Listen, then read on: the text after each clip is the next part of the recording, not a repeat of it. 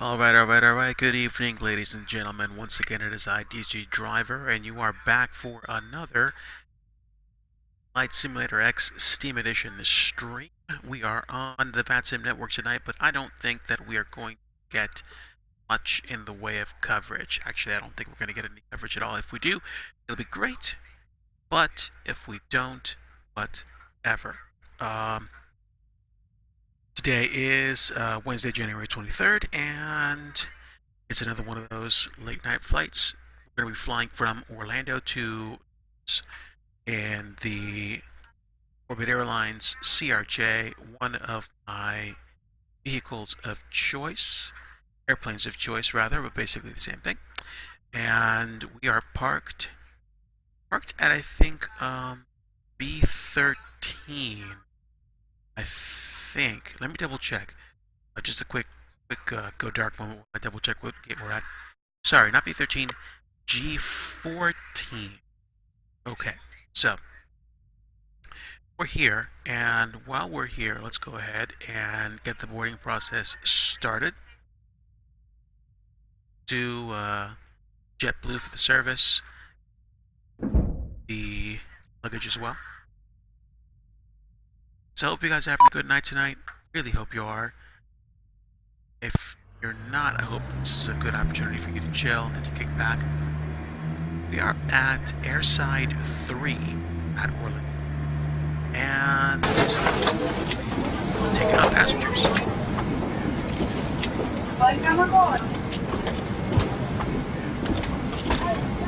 Okay, so while we're waiting, I'm going to go ahead and take a look at the departure.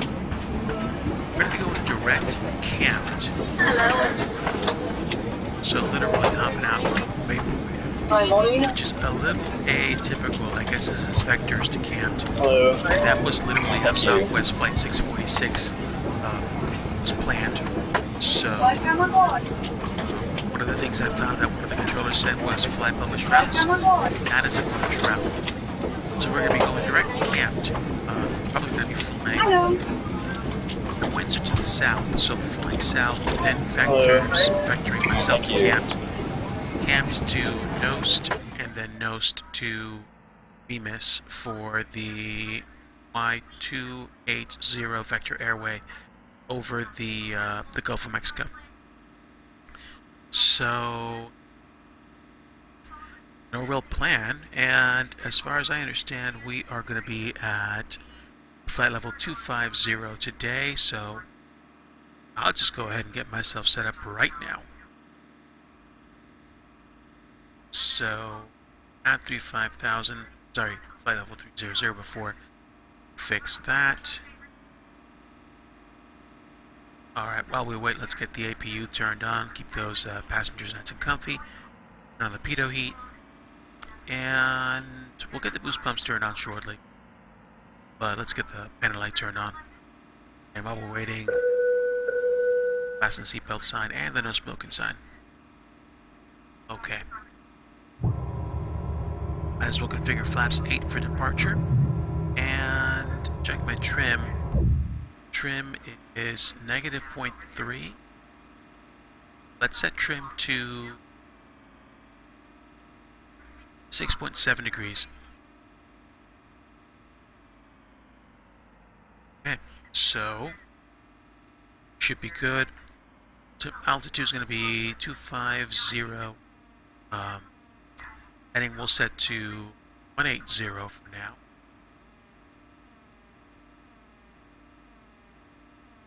So that's scrolling.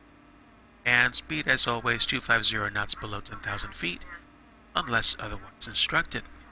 So we've got the speed set, heading set, altitude set. Set the climb rate for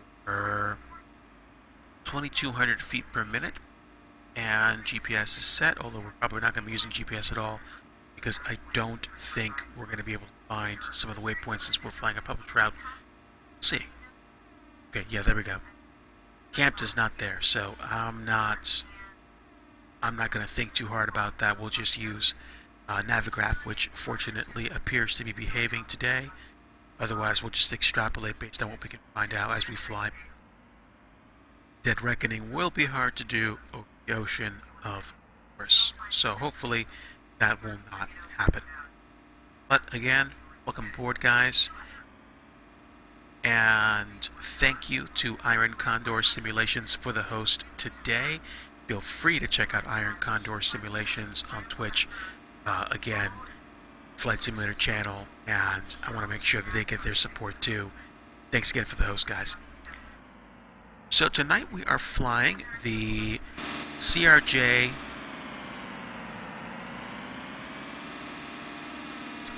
CRJ 700.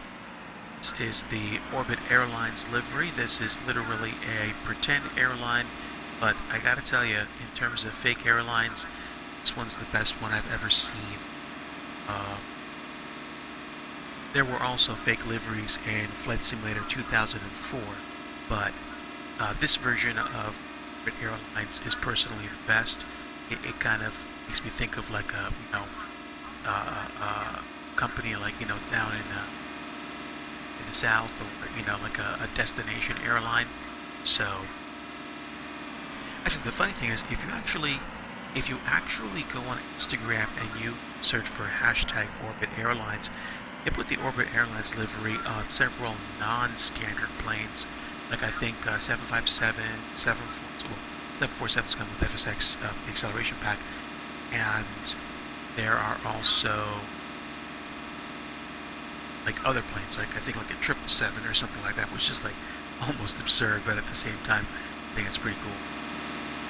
Okay, so luggage is coming, and we have our luggage compartment open. So let's finish getting configured.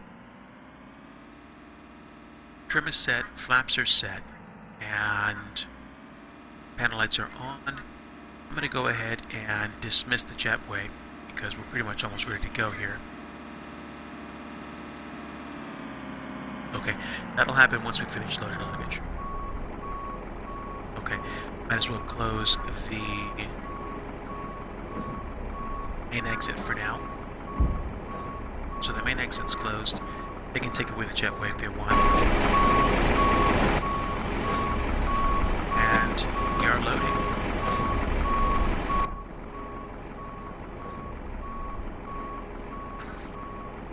And a little bit of cheesecake while we wait. Hey. Cheesecake courtesy of Olive Garden. Decided to go there for dinner tonight.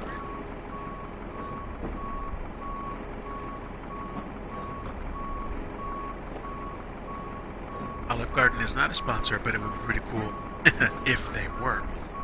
So, baggage is halfway loaded. The plane actually comes with Flight Simulator X Steam Edition, so it's provided for free. It's available with the game.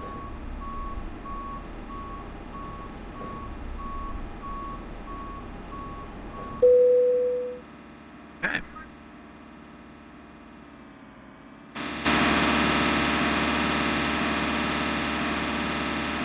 That one's pulling away.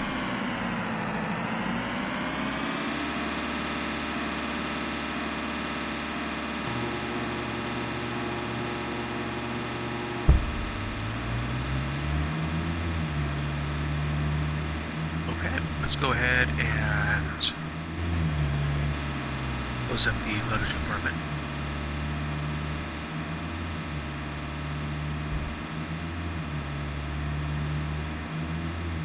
Okay, and let's go ahead and do a flight control test. Left, right, full back, and rudder left, and rudder right. So there we go. Control check. I can barely talk tonight. Controlled surface test complete. Let's go ahead and request pushback and get ready to go. We're gonna go tail right, and we'll start the engines as we push back.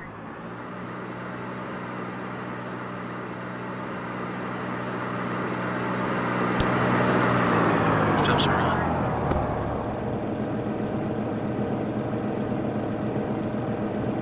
Ignition lights, nav lights, beacon, strobe.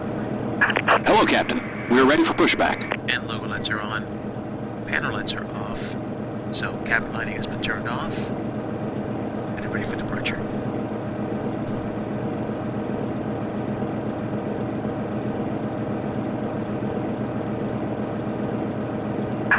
Locking gear.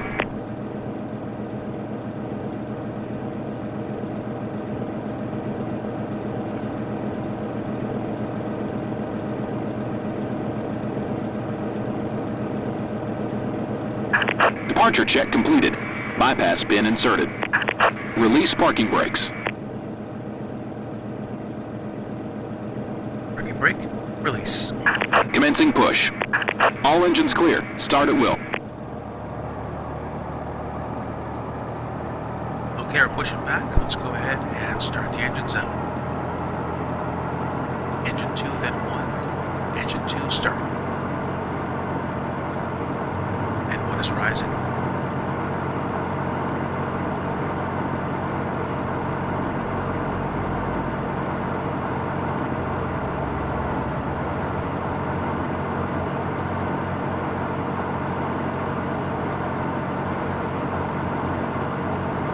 Engine 2 is fired and stabilizing. Now engine 1. Engine 1 and 1 rising.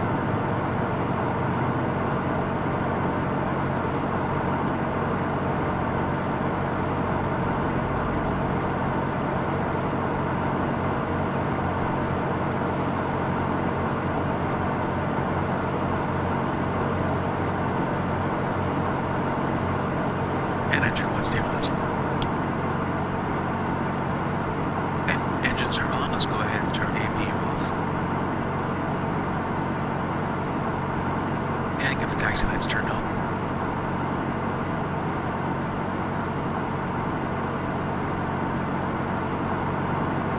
Yeah, I'm definitely a fan of GSX for a little bit of immersion. I like the airport experience and I like what they bring to the table.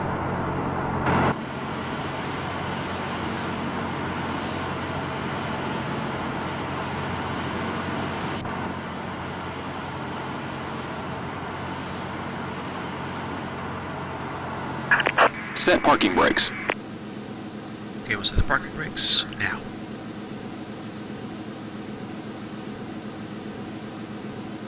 Parking brakes are set. The ground marshal is coming over to disconnect.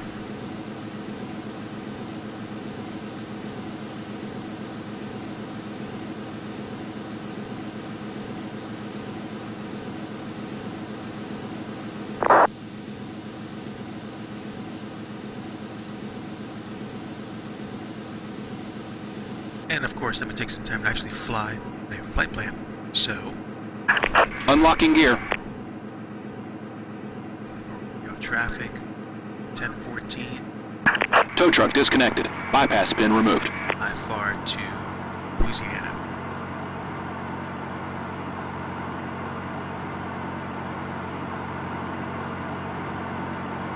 Taxi 18 left.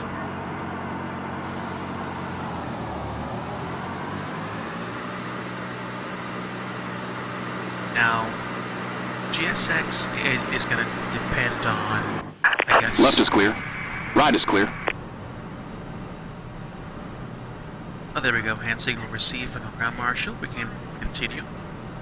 GSX is going to... I guess is going to cost, I don't know, a certain amount of money depending on what version you get.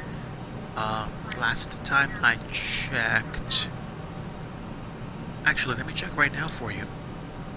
Let's see. FS Dream Team GSX. Okay, so if we go directly to the FS Dream Team site, you can buy it online, and GSX plus GSX Level 2 is $49 on the product catalog. So let me go ahead and select all this. I'll go ahead and post it in the chat. That way, if you want to take a look at it, you can. Here is the link. So that's the catalog, and GSX and GSX Level 2 is listed there. I'm fairly sure that you should be able to use it with Flight Simulator X Steam Edition, because that's what I have. So I previewed, I think, Level 2, and here's the thing. If you have an earlier version of GSX and you fly out of an FS Dream Team airport, they kind of give you some of the features for free. So, just at the airport itself. But that might be a topic that we actually discuss once we get up in the air. Give me just a few moments and I will get settled. So we're going to be taxiing out, I think, via Bravo 7 and up Bravo to Bravo 1 to go full length at 18 left. Pretty sure I picked 18 left. Let me just double check. Okay, so give me just a moment.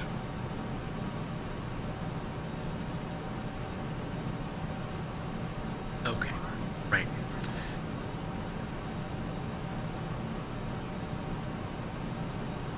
I'm kind of with you. I didn't actually think it was going to cost that much going forward. I thought it was going to be something like, 25, 30, 40 bucks, but the price, I guess, I don't know, got more expensive. Not sure why. Because we're taxiing kind of to the west.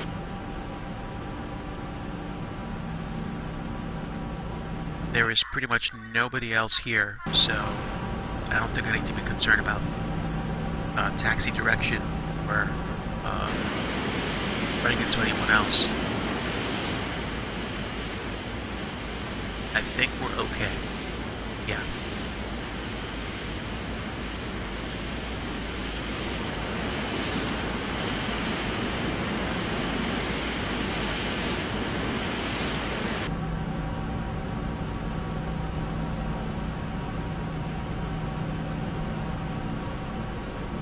Okay, so we'll taxi up Bravo 7 to Bravo to Bravo.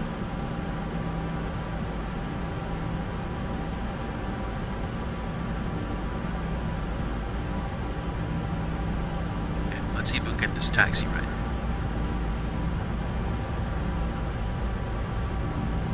Pretty sure this is Bravo 7.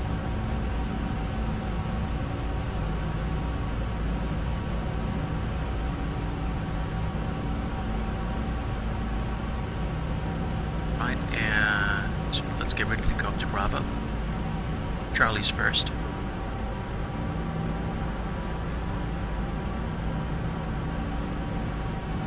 Excellent. Yep.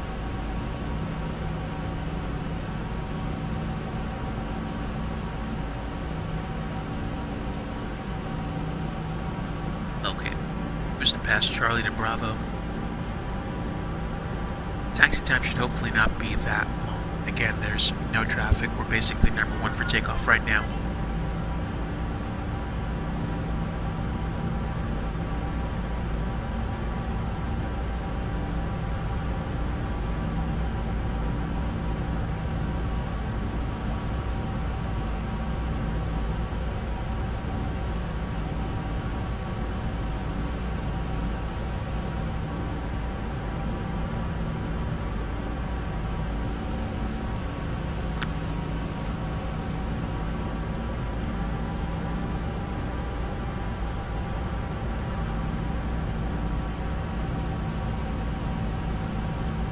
Alright, so I am no pro when it comes to taxiing at all. I just try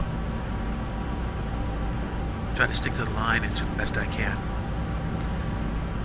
Today's flight should probably take a little less than an hour and a half, depending on winds aloft and conditions as we get up in the air. And like I said before, I'm not actually flying a published departure out of Orlando, which is kind of weird, since typically these things are well departured or arrived into, but I'm going direct to camped. So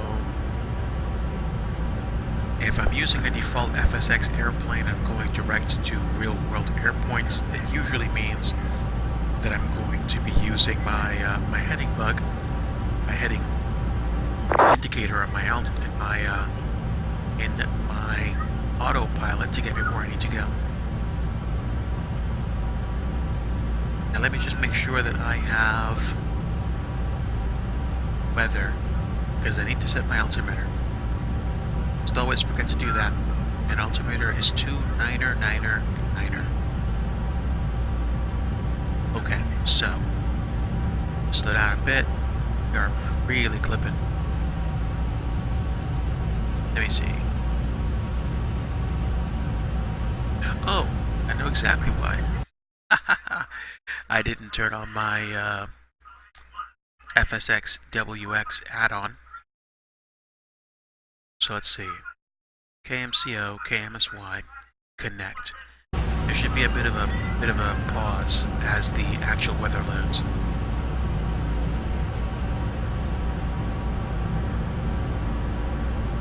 Should be shortly. There we go. There we go.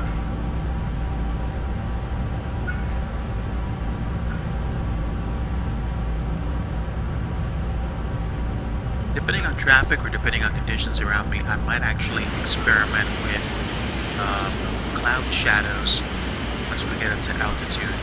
Matter of fact, I might actually try to put the shadows on before we even take off now, just to see if I can actually see them, because I'd like to see ground shadows and how they're handled.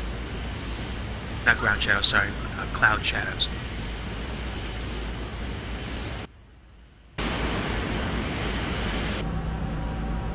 So we're pretty much nearing the end of the taxi. Give me a few moments to get set up, guys, and I'll take a look at chat again.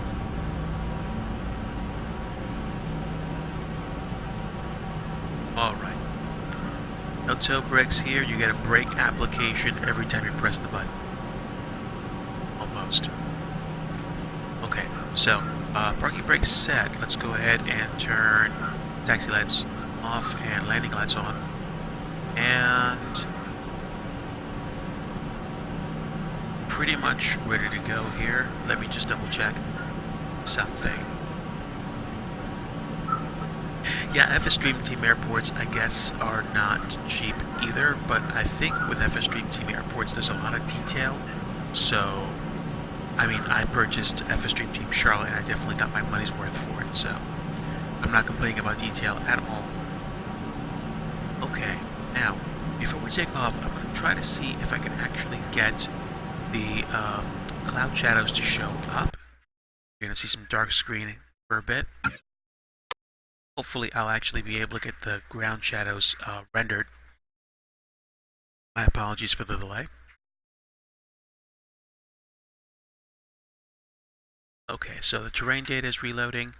I purposely set my mesh complexity really low today.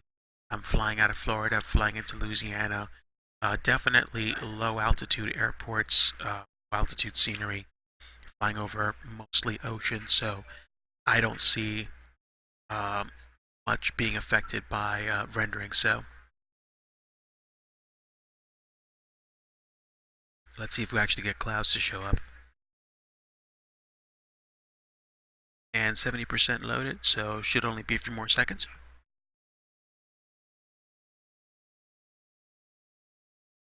Sorry for the delay, guys. Okay, and there we go. Let's take a few seconds to take a peek around. I might not see anything until we get up in altitude, where it might be that the cloud cover is so dense that there's not much. Oh, here we go. Wow. There we go. Not as bright as it was out, so I guess the shadows are working. Okay, so let's continue and say Orlando traffic, 1014, clear for takeoff. Runway 18 left. Okay, and a quick double check. I don't see anybody incoming. Check my passive map and see that no one is inbound. Yeah, I'm the only one on the ground and nobody's around me at all. So, there we go. Flying direct, camped. Normally it would affect my frames, and yes, I think I am taking something of a performance hit, but I'm accustomed to frame rates like this, and hopefully the frame rate will go back up once I finish getting data loaded. But I'm also using DirectX 10, so my GPU is actually handling some of it as well. And I'll talk a little bit about my settings once I get with you. But in the meantime, let me just switch over to my moving map. I'm going to be focused on takeoff for just a few moments, and then I'll let you know what's up once we get up in the air and we're direct to our destination.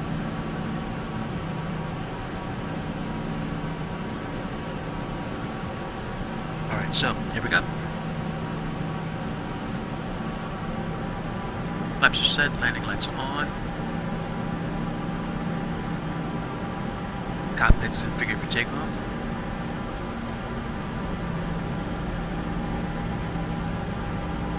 And I'll also explain why I went 2D cockpit in just a moment.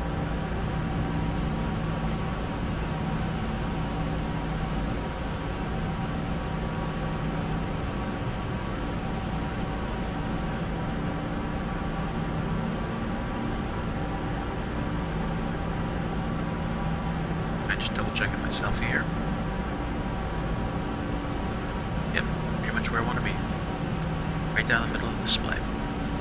So, configured for takeoff. Let's go ahead and an engine check.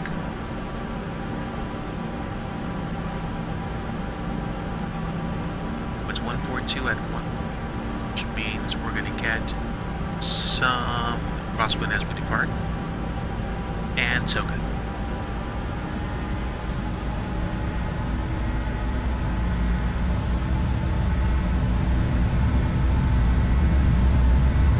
Airspeed's alive. 80 knots.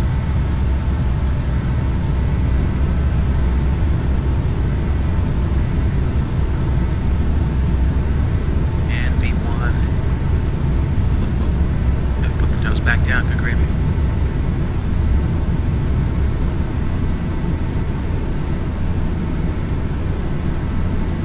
I seem to have trouble with my takeoffs, and I think it's because I'm not properly configured for trim.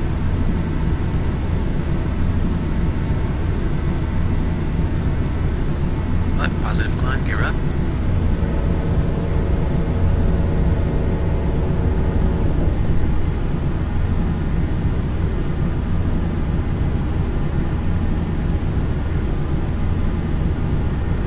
Either that or I do not understand the difference between trim levels on other planes and the trim level on this plane. So, autopilot engaged, altitude, heading, and airspeed.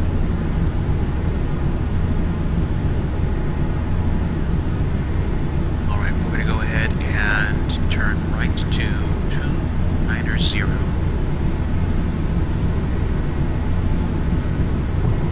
Laps up.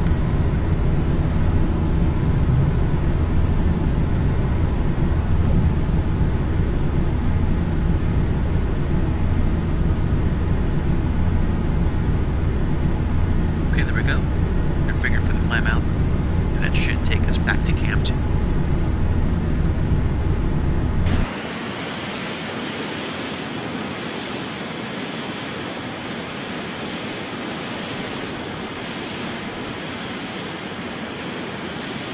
Frame rate is tanking right now, but we have a good chunk of detail. We have Orbex North America, and we have complex clouds plus cloud shadows and ground scenery shadows.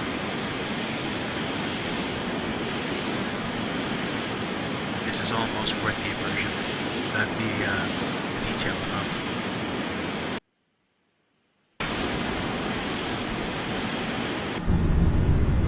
Okay, so we are climbing out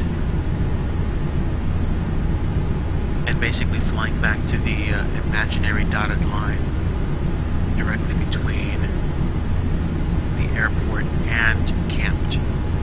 So we are climbing and should hit 10,000 shortly. I am on a Surface Pro 3, believe it or not. It is a tablet PC with a type cover, so in a sense I'm using a laptop. This is a highly portable, highly convertible computer. Where I pay for it is in graphic performance, because I have a built-in integrated graphics card. It's not an NVIDIA, it's not an ATI. It's basically Intel. It is an HD graphics 5000 though, and I have 1.7 gigs of video texture memory. But unfortunately, because the memory is so low, I find I routinely run into problems with running out of memory or seeing blurry textures. So I kind of have to have a realistic expectation of what I see, what my simming experience is going to look like. Fortunately enough, I'd say most of the time we are good. I like to think so anyway. So, in my quest to tweak to get really good performance, I've been trying to do a few things to my simulator to actually get it to behave.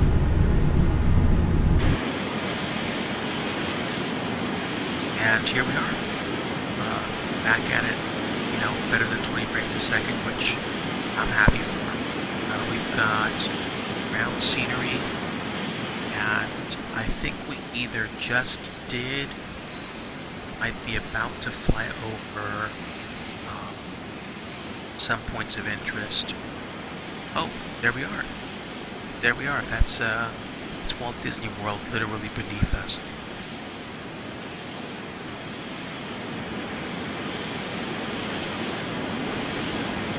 Flying past some pretty big clouds just now.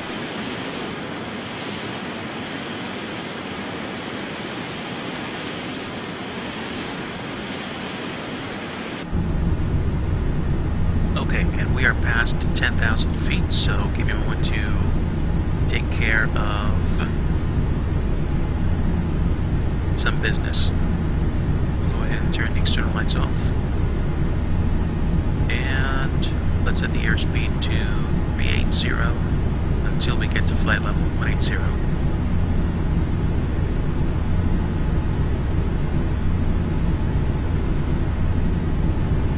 So I don't know if any of you guys are interested in going to FS Expo in Orlando this summer.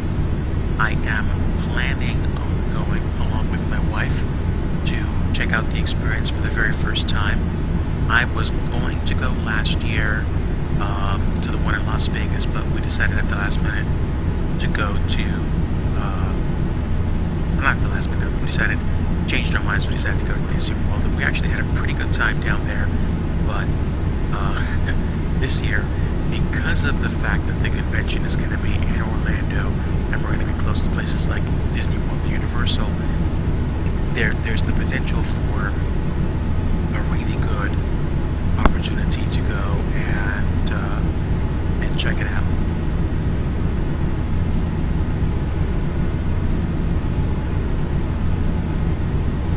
Okay, so looking good. Those clouds are looking nice. These are just default clouds. I haven't. I have Rex Texture Direct with soft clouds, but I find I basically just use it for the sky, like sky colors. And if you guys caught my last stream, you saw the sunrise flight that we did out of Dulles into Orlando.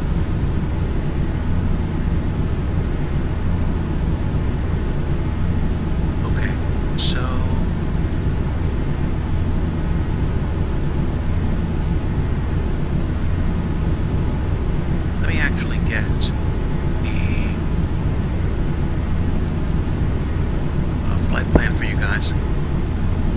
case you're curious as to what the flight plan was for this flight, you want to fly it in the future, I'll post it up here for you. This was flown by Southwest Airlines Flight 646 today. I don't know if this was a morning flight or a flight, but it corroborates with the winds the last time I checked between Louisiana and Orlando. Not bad at all, doing pretty good for the flight out.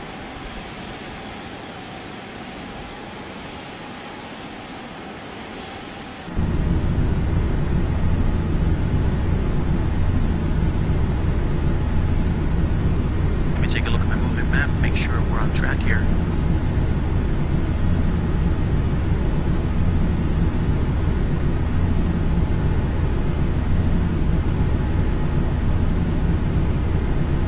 Okay, so probably like a minute and we're going to be uncapped, and then we're going to be flying basically west-southwest to Nost, which is going to be entering the Gulf of Mexico, and we're going to be over water for a good chunk of the flight. Okay, fast, flight level 180. Let's go ahead and turn the fasten seatbelt sign off. And we're going to go ahead and reduce our climb rate for speed. I'm going to punch up to 460 knots, which is a max cruise.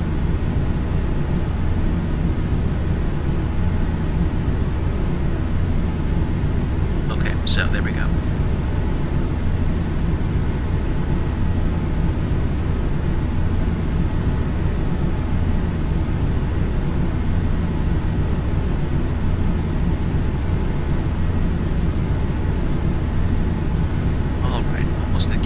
And then we're going to go direct Nost over the Gulf of Mexico. Guys, thanks so much for tuning in tonight. Really appreciate the support.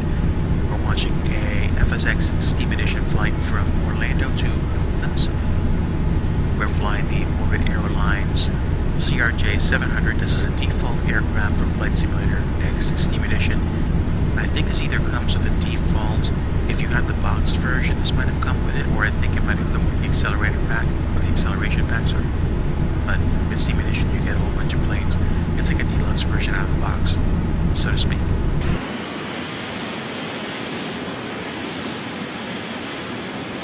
And you can see the west coast of Florida right there. We're going to be busting and camped very, very shortly.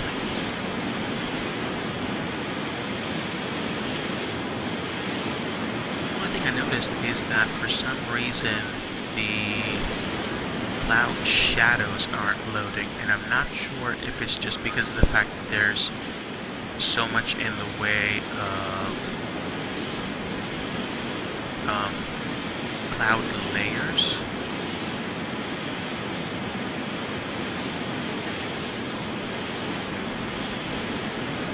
But I'm not worried about that right now. I think the scenery's behaving fairly well, so I don't want to do anything dumb.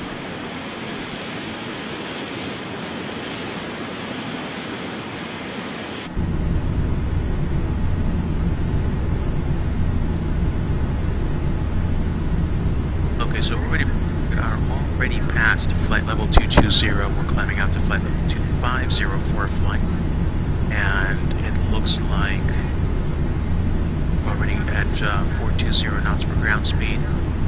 Winds are 227 at 3.8. So we are getting a slight headwind.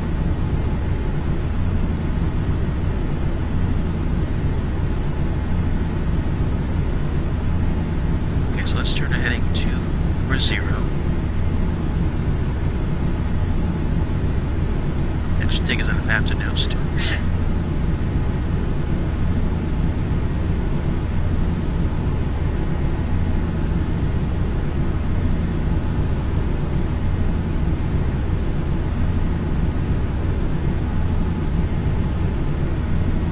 What's that one called?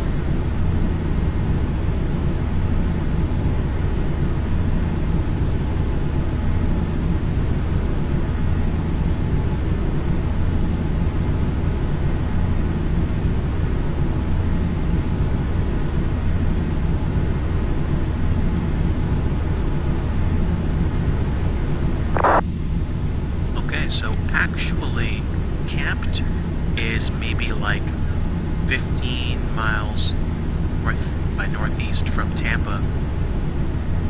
So if I look off to my left side, which I kind of am right now, and peek down to the clouds, that's, I guess, the metro Tampa area down there.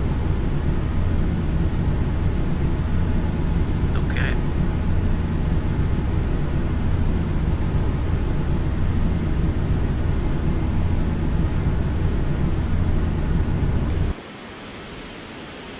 Okay, that's probably why I'm not getting discrete shadows for the clouds, because the layers are making everything kind of hazy.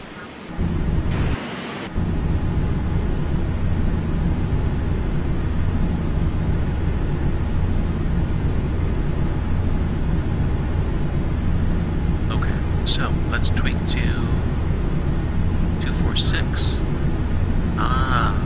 Full of grace.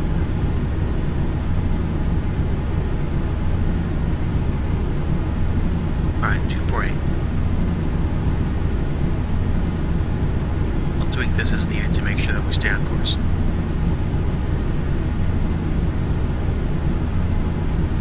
Alright guys, thanks so much for tuning in tonight. You were watching a flight from Orlando to New Orleans. We are on Batson, but we're not in a coverage area, at least not as far as I know. We're monitoring, and it looks like there's Jacksonville traffic and Atlanta traffic, but nothing around me, at least not as far as I know. Let me double check my map.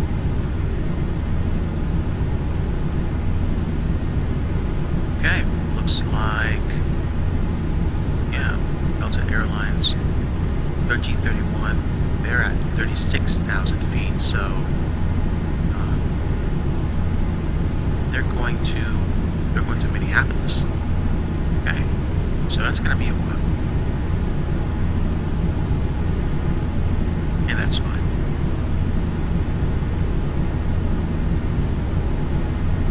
Turn heading 250 to stay on the ball.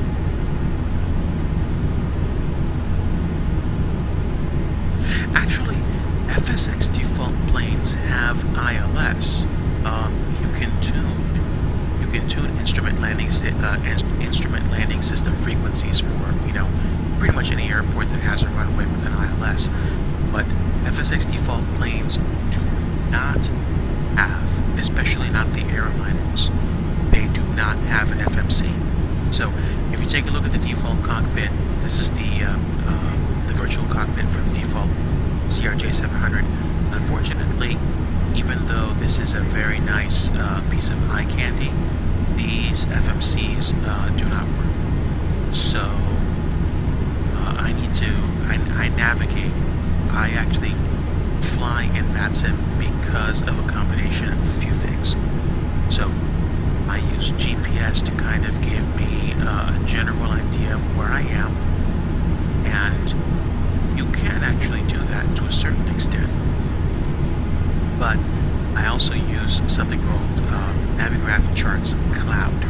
It's a free website utility that's offered by Navigraph, the folks that create flight simulator nav aids.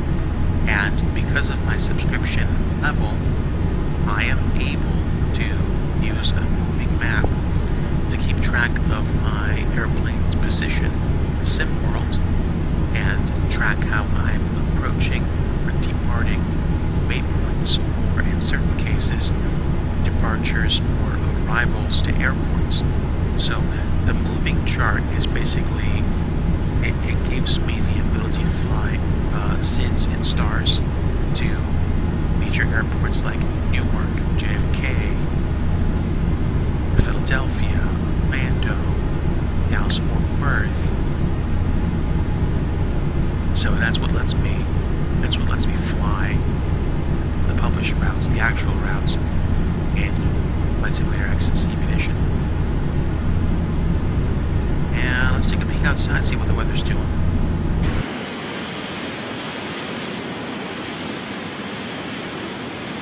Okay, looks like we've got a lot of clouds. I think I'm flying over some rain. I probably won't be able to tell from this altitude. That's okay. I don't need the simulator going nuts because I'm trying to render rain from 20,000 feet. So he's okay. He's okay. Now, with that said, I am using a freeware weather generation utility. It's called FSX-WX. I found out a little while ago that the default weather rendering, like if you were to go into weather inside of the world menu in Flight Simulator X, if you used the real weather option and updated every 15 minutes, I'm not exactly sure what that is, but it's actually apparently not the weather from the real world. So I use FSX-WX because that allows me to get weather reports from weather stations that I fly around past, and the utility uses that to build a picture of what the weather is around me. So that provides a pretty realistic snapshot of the weather as it pertains to me flying from place to place. Now, there are some limitations to this. The FSX-WX add-on apparently seems to not want to work nicely after, I think, 5 hours or more. Now, this is just hearsay. I could be quite wrong about it, or there could have actually been a problem that they actually fixed. Really? Wow.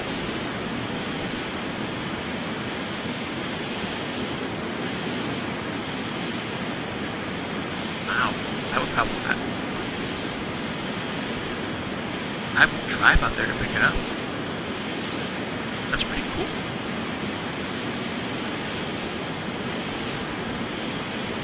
What's that? A gaming laptop. Wow.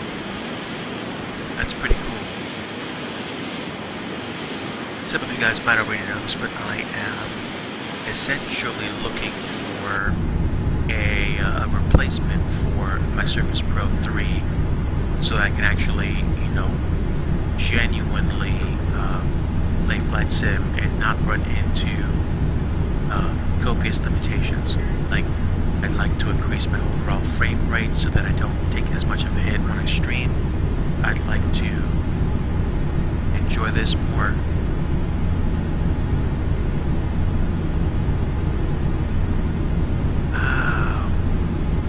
Where's that at?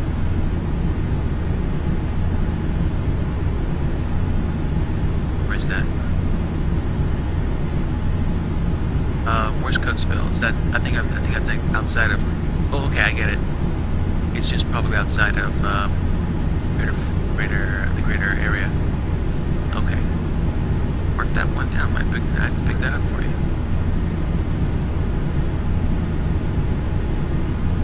Okay, but let's see where we are. Actually, we're tracking pretty well. And like I said, we are now definitely over the Gulf of Mexico. There is no question about this at all. Lots of cloud coverage.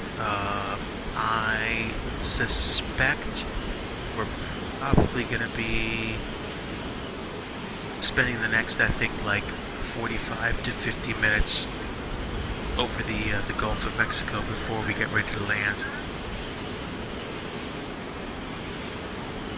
Redfin is the waypoint that we'll take to get to the Q105 or Quebec 105 vector airway, and that's going to be what I use to descend to land at Lousiana. I think that's Armstrong International Airport. So in the meantime, we are headed direct Remus to get to the Yankee 280 vector airway, and we're already at 25,000 feet.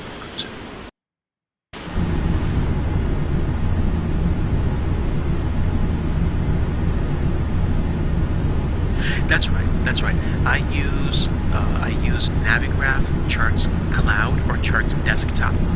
If you go on Charts Cloud, you can use the flight planning software from a website browser like Chrome. Now I also have Navigraph Charts Desktop, which lets me actually create a flight plan and save it so that I can actually pull it up on my phone, on my tablet, any place that I want to put it where I have access to a web browser, or any place that has an app that's an Android or an iPhone. I don't think they have an app for the iPhone, but I could be wrong about that. I just know I use the browser there and pull it up and refer to it as I fly. If you do flight plans through FSX, unfortunately, the Navigraph Nav8s or the AirX cycles, they don't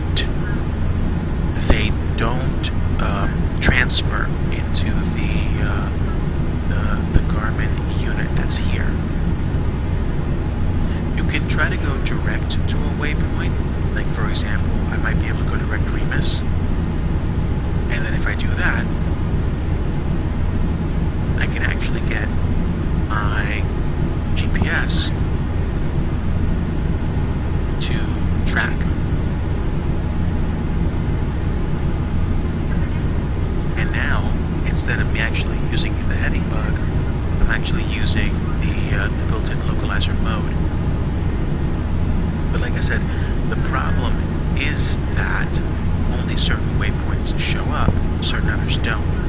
I don't know if I need to copy the actual waypoints over to a specific directory so that the GPS picks them up, but I've been able to use the Navigraph moving chart to take care of stuff like that for me, and when I have the ability to use those waypoints, I'll use them. Now there is another way around this.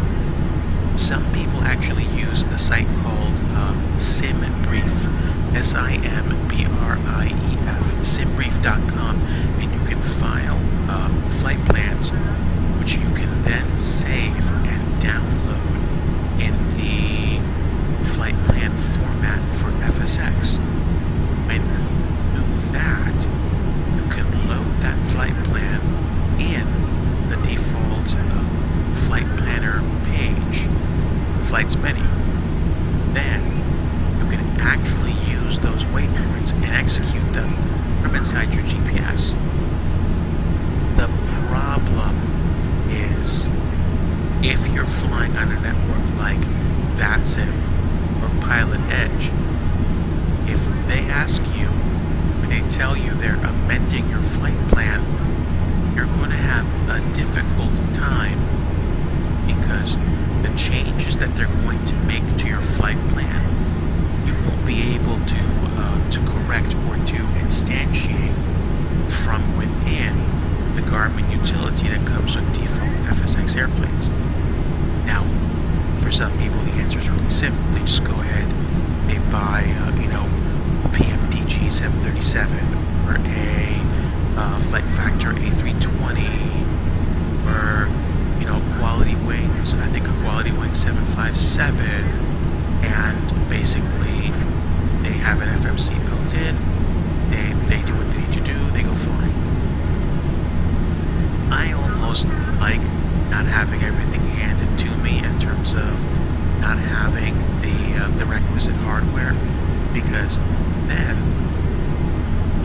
I use my moving cloud, my moving charts cloud, to stay aware of where I am. I use my heading bug to point me where I need to go. And if an air traffic controller comes online and says,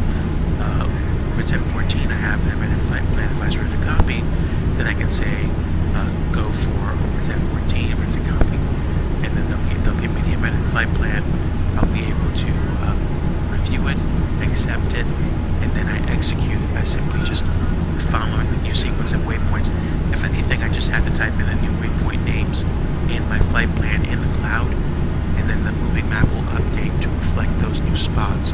But I feel like that's much more manageable than the idea of, like, you know, building a flight plan on SimBrief and then having an air traffic controller say, hey, this isn't going to work for us, we need to amend it. Now, you know, the air traffic controllers are going to get you in and out of where you need to go, of course, but that does mean that the flight plan you built on SimBrief is going to be, you know, trashed.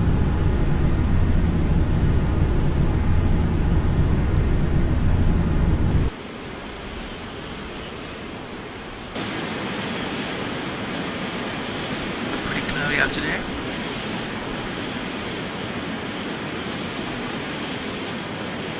Also looking quite overcast.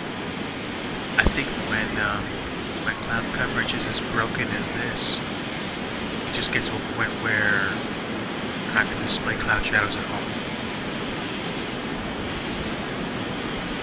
But I'm a rookie. I just purchased Steve's DirectX 10 scenery fixer. So there's certain things about it that I am still trying to figure out, and I'd like to be able to configure it much better so that I can take advantage of more effects.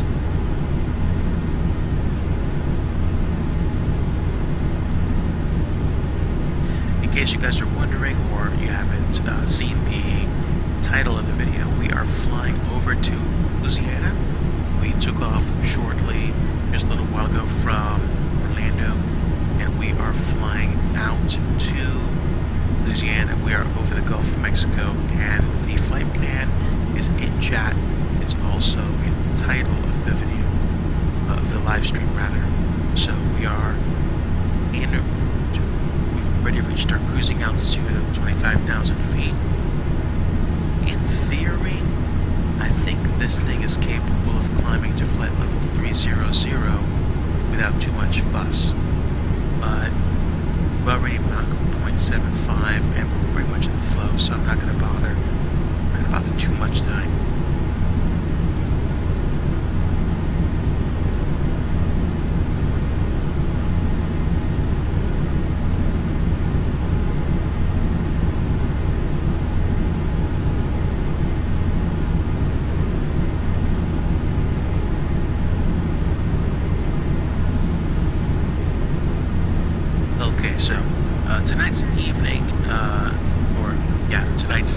Tonight's in-flight meal for me was actually just dessert.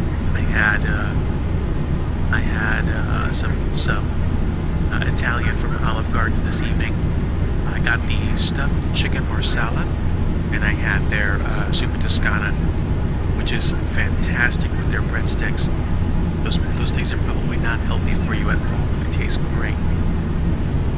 And then I had a Sicilian cheesecake, and we had, you know, they gave it to us with, I guess, like a chocolate liqueur, like sauce, and also little crushed up Andes mints, which I'll probably have after I land. It's just one of those days where I was putting in the grind at work, and we wrapped up, and we did good, and, you know, Mrs. DigiDriver said, can you bring something home? So there we go.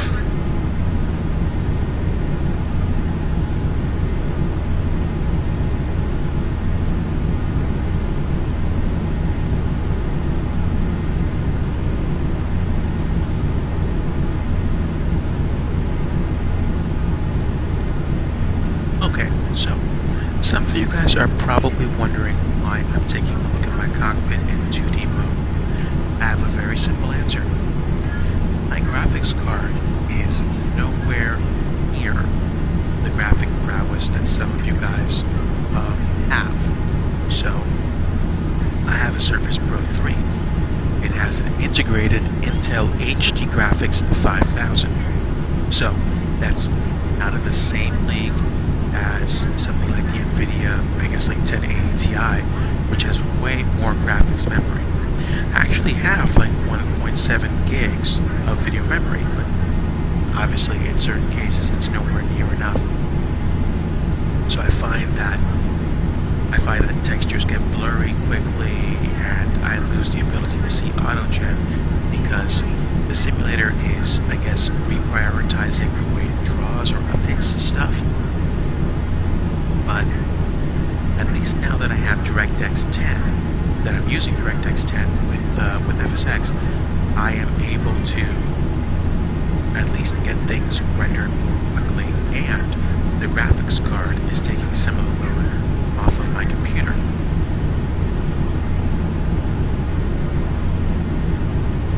We are 9 nautical miles out from Remus.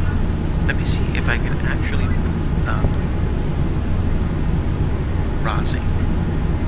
Let me hurry up because we're going to be crossing this pretty soon.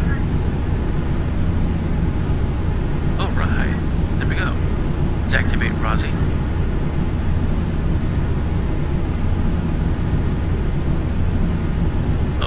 Rozzy activated. This is great. This is a nice little bonus, actually being able to use actual waypoints and track to them. So I'm happy right now. But, like I was saying, because my graphics card is not that powerful, I'm, managing my settings, trying to figure out a good balance of visual quality and computer performance. So, making sure that I have the ability to still fly the plane well is obviously a priority.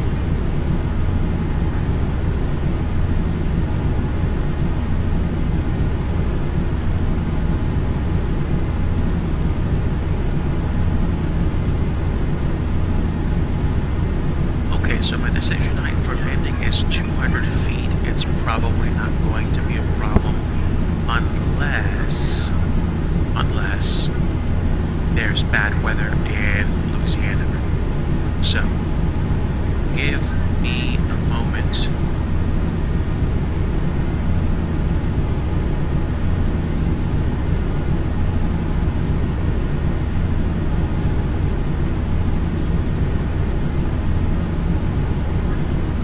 Armstrong Orleans International is currently reporting winds 310 at 4, gusts to 20 knots, visibility 8 statute miles, and sky conditions overcast at 1,000, temperature 06, 2.03, altimeter 300. So,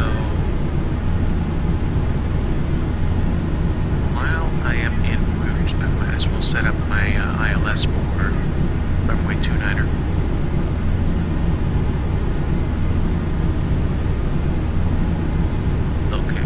The frequency is 109.9er, 286 for the course. So set the course to 286.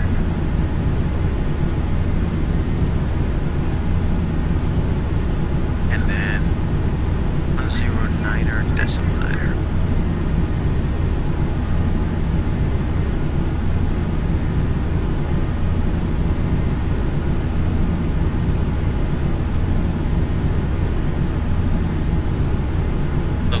So, there we go. Got that set, so we'll actually get that tracked once we start getting ready to land.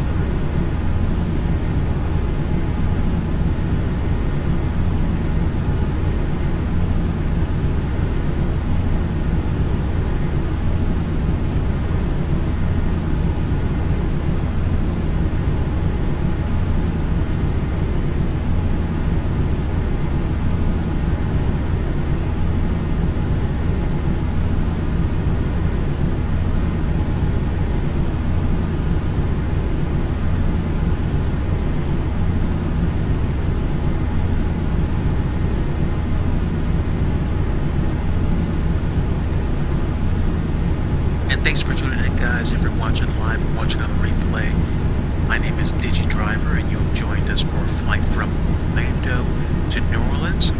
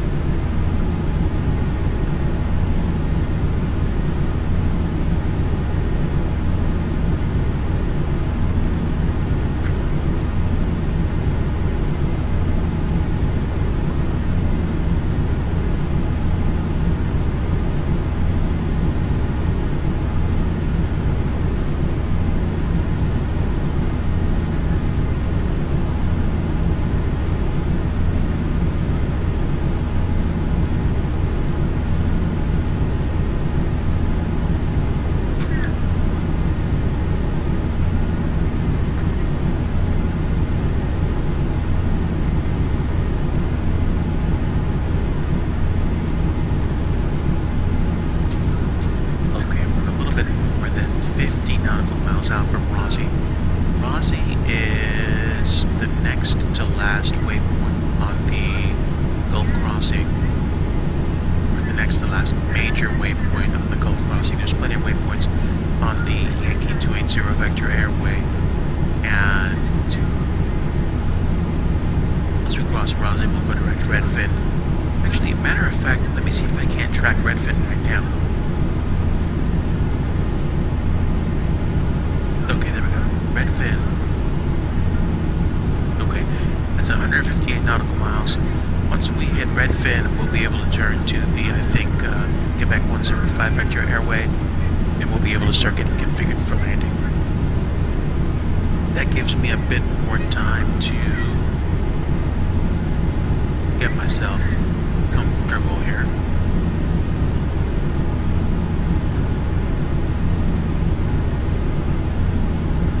So let's see how we are outside.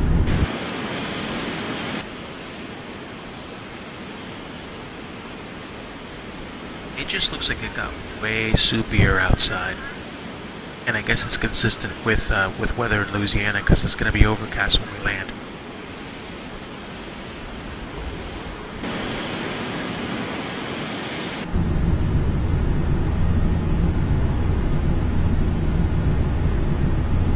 Yep, so pretty good right now.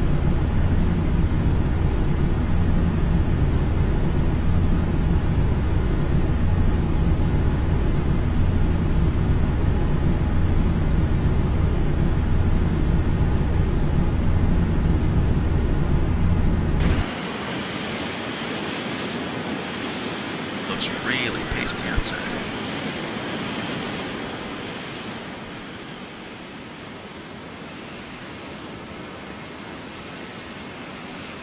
I just kind of flew through some cirrus just now.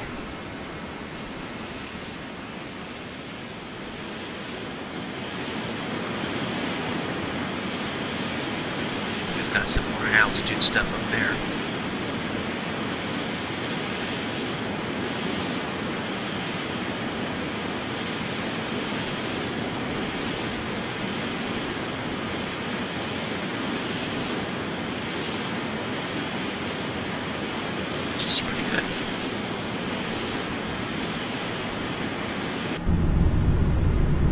In the sim I like because they just like even the default ones look pretty cool.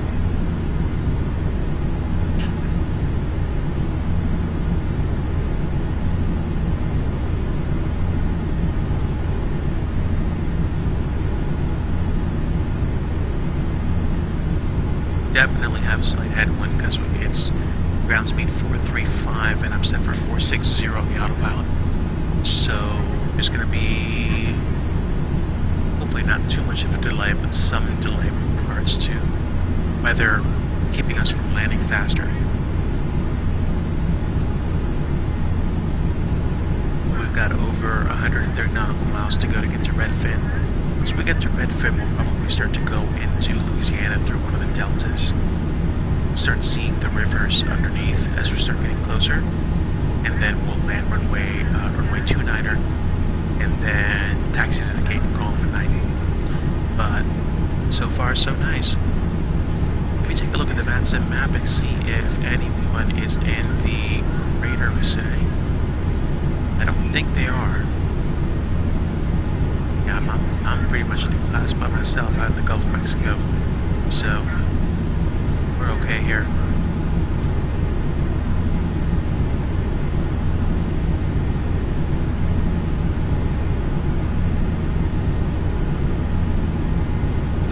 And if I take a quick peek around, clouds to my left, clouds to my right, clouds in front of me. So this is how we roll on today's flight.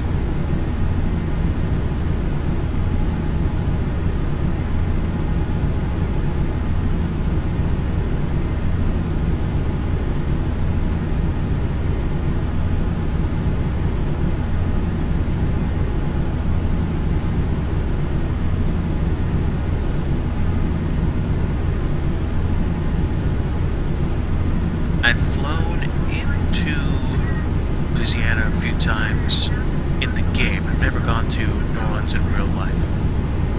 I guess I'm probably a little bit curious about the history and stuff to do or stuff to see down there. I'm not sure. I mean, it'd be pretty cool to actually maybe to actually fly down there or fly down to maybe Tallahassee, maybe Houston. But that might be something I do in the future. I am also interested in becoming a real-world pilot.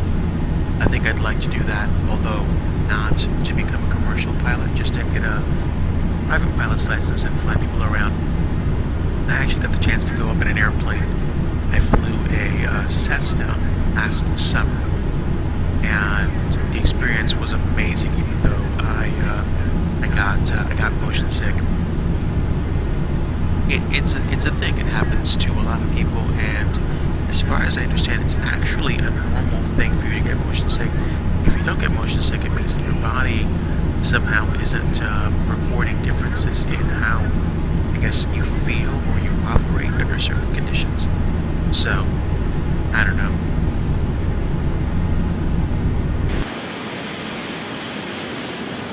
If I have some time when I land tonight, I might actually try to go someplace where the weather is a lot warmer and the clouds are like below me, so I can actually see cloud shadows and actually see what that looks like.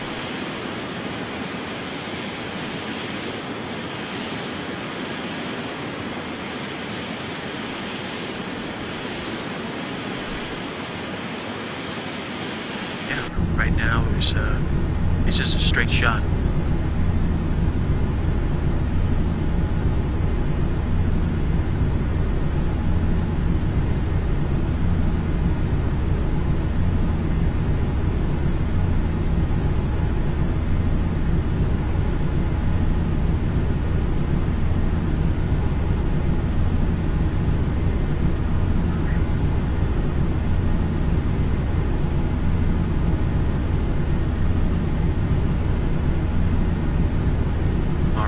If you guys are tuning in live or watching on replay, thanks so much for tuning in. If you are watching on replay and you want to leave a comment, just use the hashtag second time and let me know what you think. I am flying an FSX Steam Edition, believe it or not, on a Surface Pro 3 tablet PC. It's the i7 model, 8 gigs of RAM, and a 256 gigabyte solid state drive.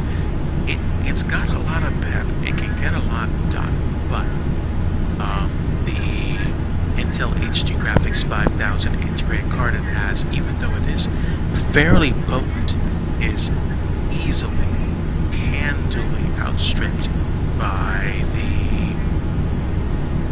the graphics cards that are on the market. I mean, this thing was not created to be a gaming PC. It was created for people to actually go from place to place and get work done and, do things like surf the web and maybe even play some light games really, really, really well. So,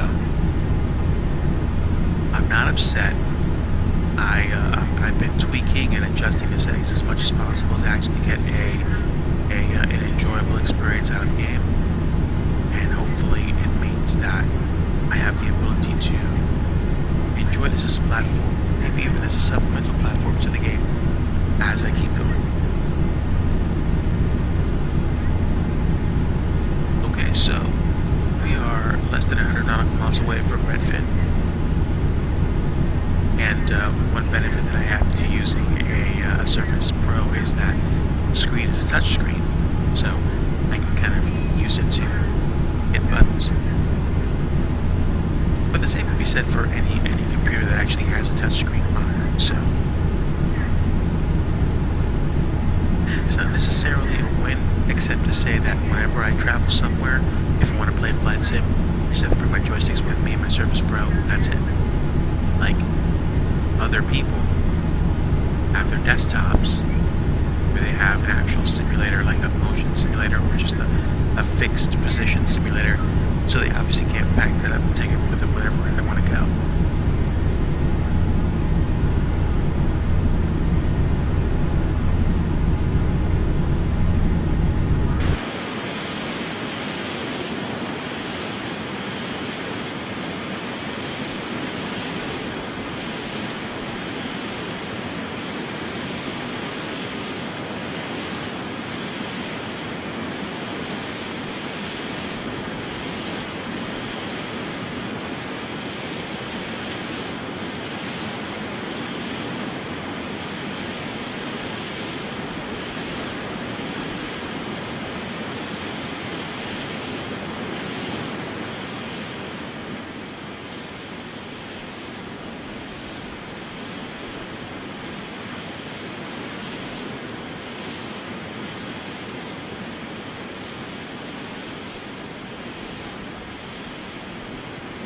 So the cloud cover is pretty thick right now. I can barely see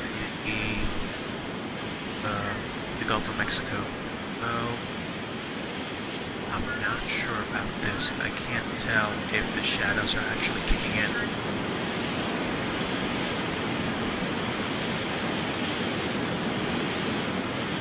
Gosh, I think they are.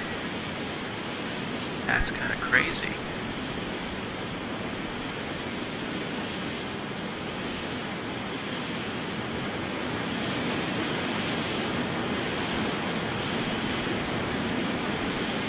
I could be wrong, of course.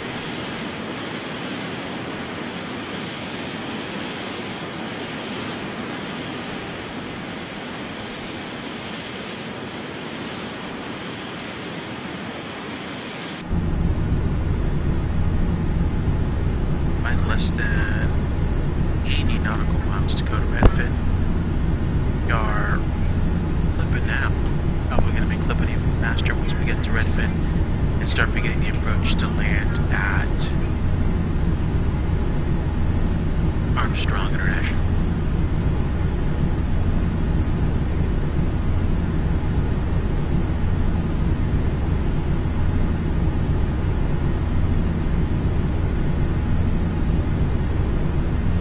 So yeah, one of the things that I mentioned earlier when we got started was that I used a published flight plan from a Southwest airliner that actually flew from Orlando to New Orleans, and that's one thing that a VATSIM controller recommended people to do, which is to fly actual published flight plans, so that I'm guessing there's less of a chance that they're going to have to amend the flight plan or make it different, just because, for example, you're flying east to west, but you're flying with an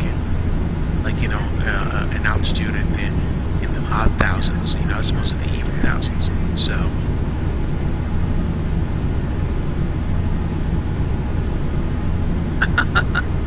oh my gosh, I just realized I was doing that. I was doing it wrong. Let me actually fix that. I'm flying west. West flights should actually be even in altitudes. So let's refile. And let's set the altitude for 260.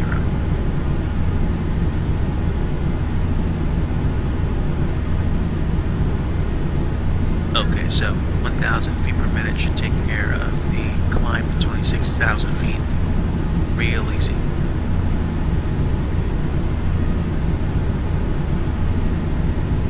That was a kind of new moment. I'm usually pretty good about that. I usually know, the basic thing about flights, unless I'm really wrong about this, and I need to check every single time. I thought that east to west flights were even altitudes, and west to east flights were odd altitudes. And if you're flying a VFR, it's the same thing, except that you do east to west as even altitudes plus 500, and west to east as odd altitudes plus 500. So,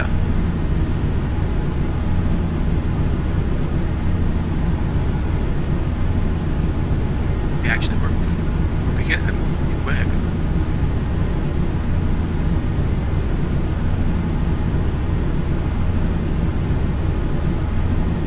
I almost wonder if I should start descending just before I get to the waypoint, but I'm not gonna be too freaked out about it. Fortunately, the CRJ is actually, to me, it's more of a replicable aircraft. Like, I can replicate the same kind of approaches that I've flown into other airports, not other airports, but the same kind of attention to quality on approach.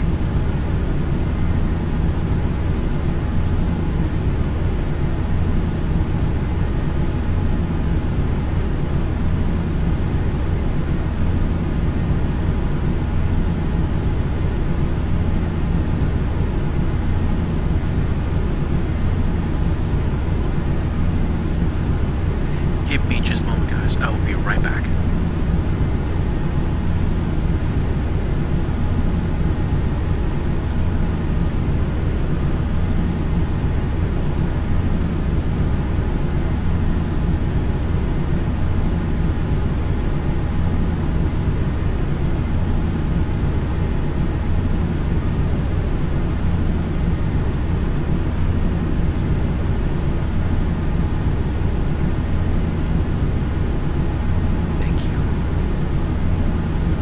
Okay guys, I'm back.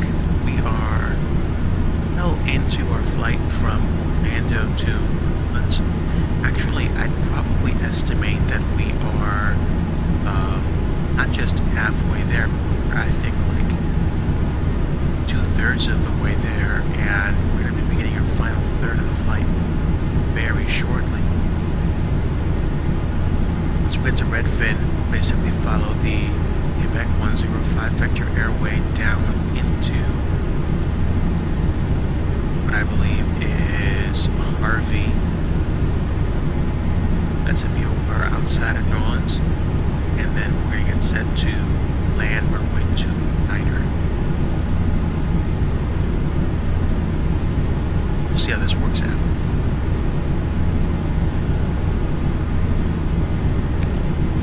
Okay, I'm starting to get really tired, so I'm going to back into a little Hershey bar.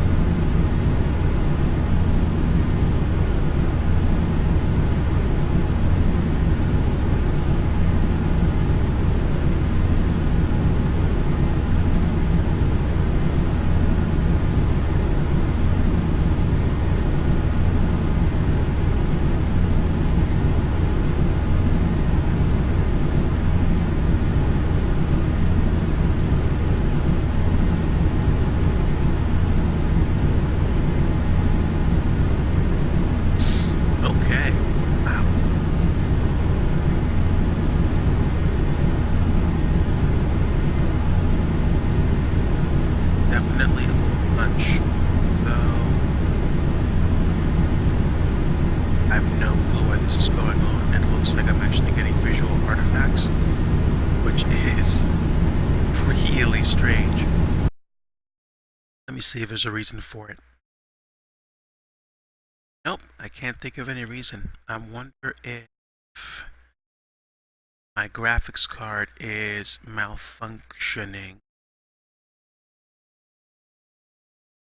But I'm going to go ahead and close some things in the hopes of getting better performance. Ah, there we go. That scared me for a little while. I thought there was going to be a problem. It was like it was snowing inside my plate.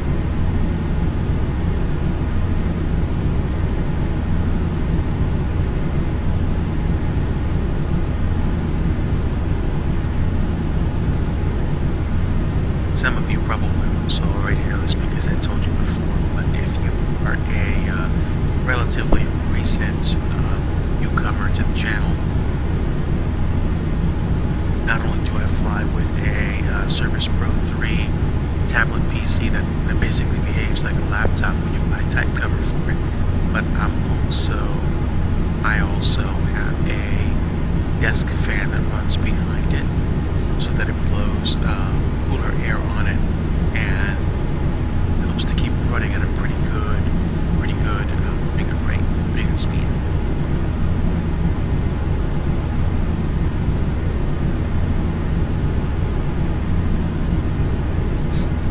So the Harvey VOR is frequency 114.10, and its code is Hotel No Victor. Hotel Romeo Victor.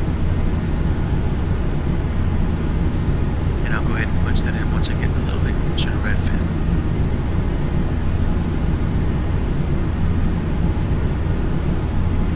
First, make sure I can hit. Should be able to. Yeah, Harvey.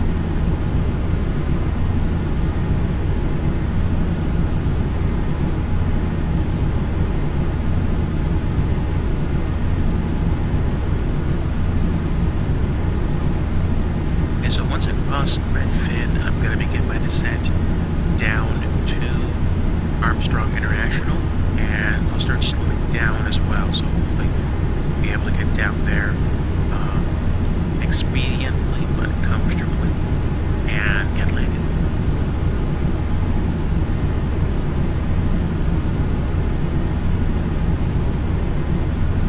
And if you guys are watching live or watching on a replay, thank you so much for showing up and watching and following along.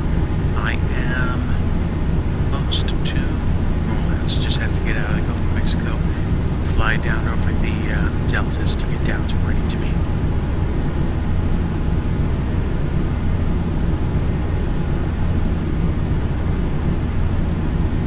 And it looks like we still have a slight bit of a headwind. Okay, so we're inside of 5 nautical miles. Let's go ahead into Harvey.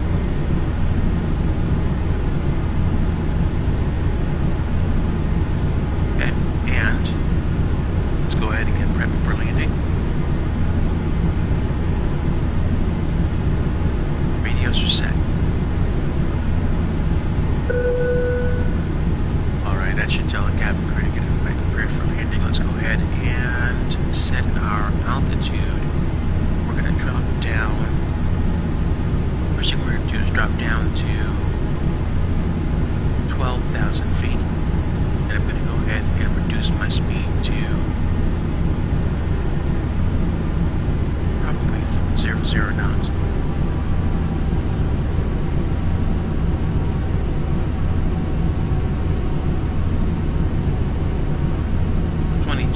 Feet per minute should suffice for a descent rate.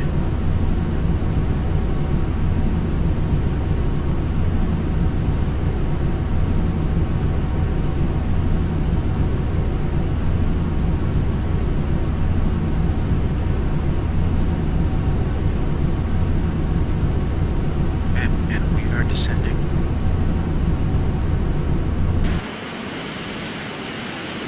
And oh my gosh, is it pea soup outside.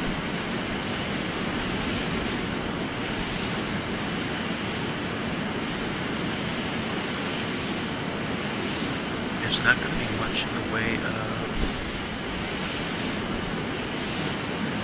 visible sunlight that we're going to see. That's actually pretty interesting.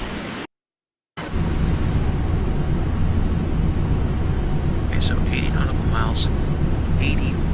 miles to Harvey. 79 now. And we are dropping 2,200 feet per minute.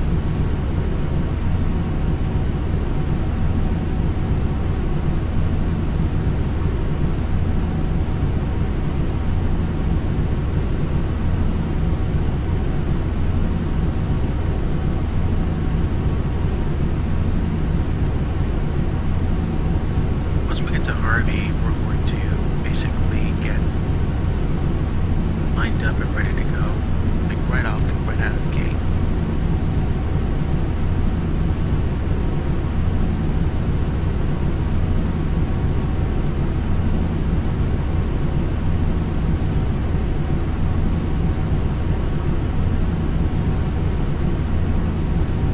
Right, so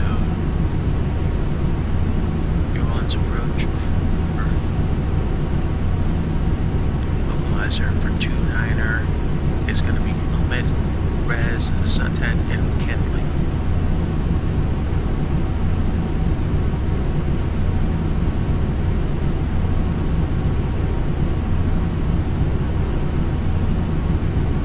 Okay, let's just make sure I can see myself.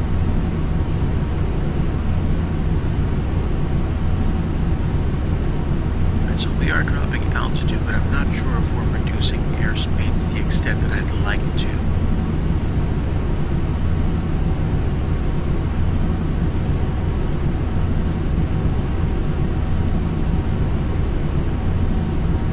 I think we'll be okay against an an overspeed warning though, so I'm not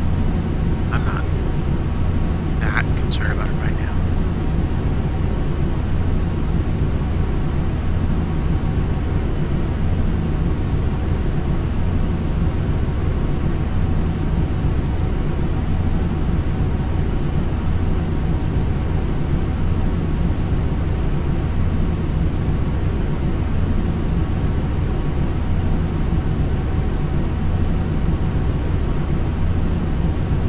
Passing below flight level 180. Let's go ahead and tune and check weather. Winds at 300 at 16, with gusts to 22. So it's almost dead on wind, which I think is going to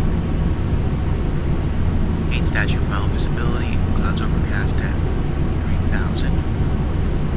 There we go, altimeter 003.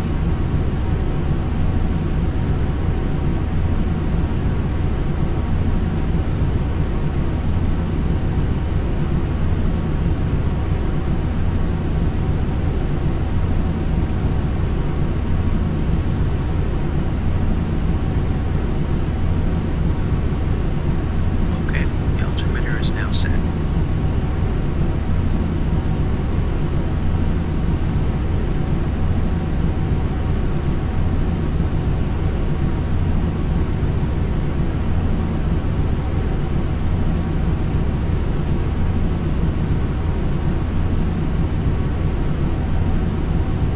Speed is set 0 knots.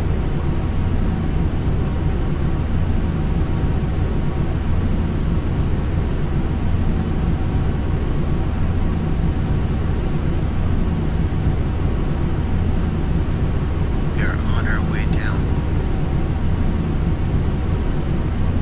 Like the CRJ, it gets business done.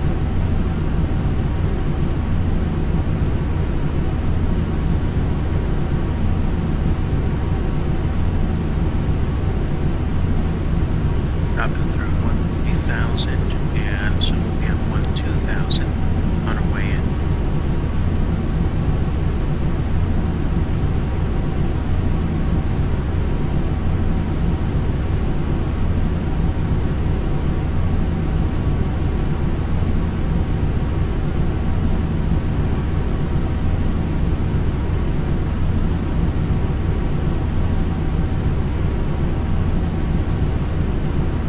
So as they say, it is not that far now. And I'll post up the ILS. It's for runway 29 right.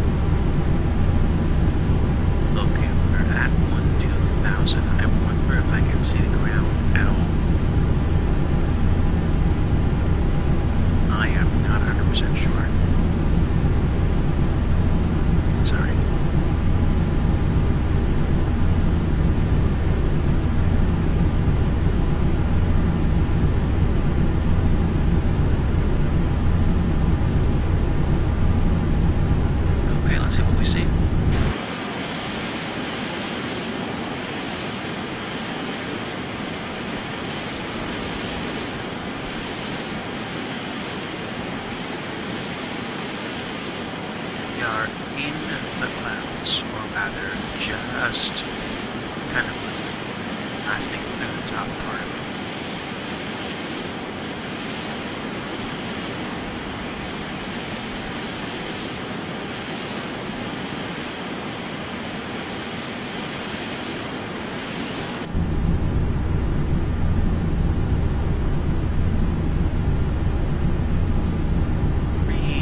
Really not that long. We've got less than 50 nautical miles to go to get to Harvey, and then be able to follow the published waypoints to the ILS from Lousiana, right? And then we'll be able to actually get landing. But let me go ahead and make an announcement. So, strong traffic, 1014 bound for run 29 ILS to Harvey.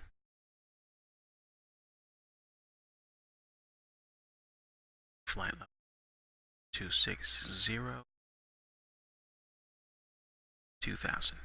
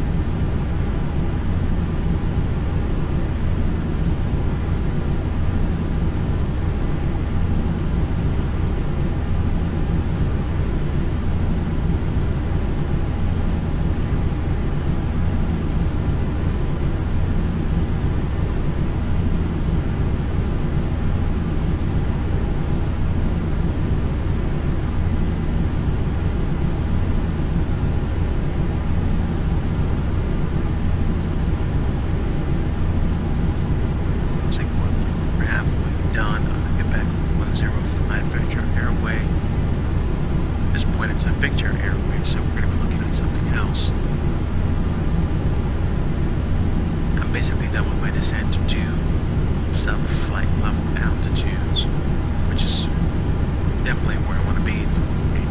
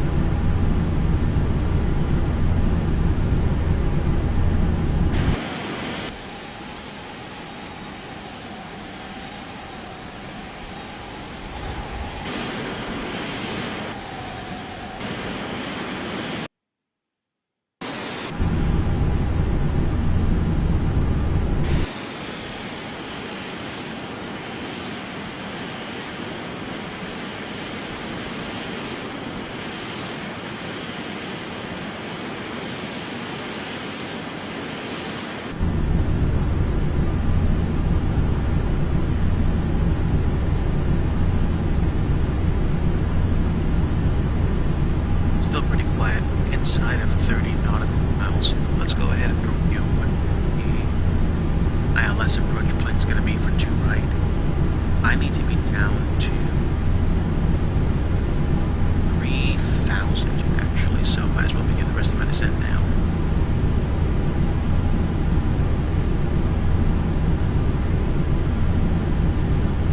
So down to 3,000. Let's take the airspeed down to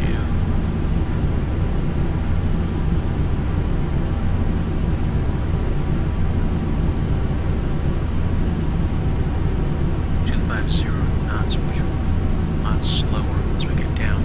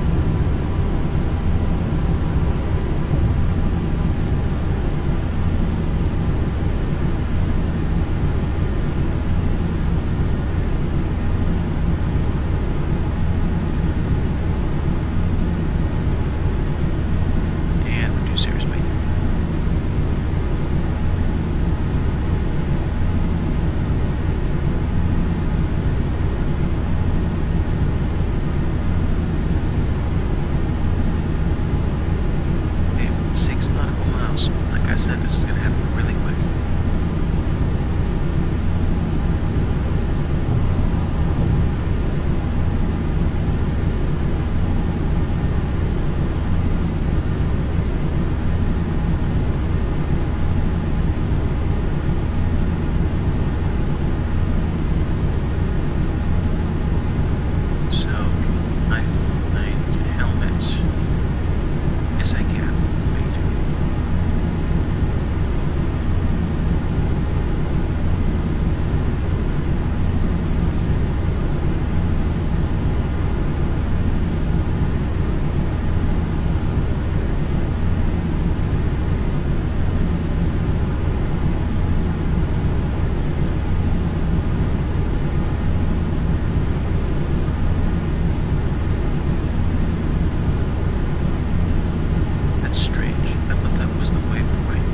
airport. No, that's the airport.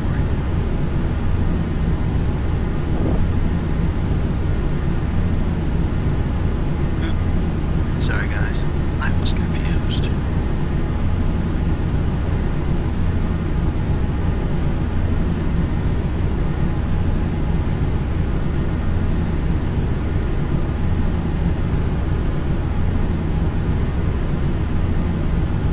So I think even if the other waypoints don't work, we should be in a favorable position.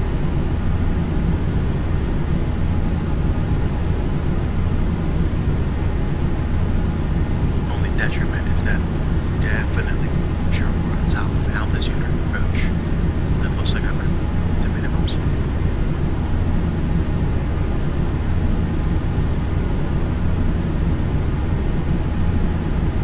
Let's see, current weather. Past 1300, so low ceiling.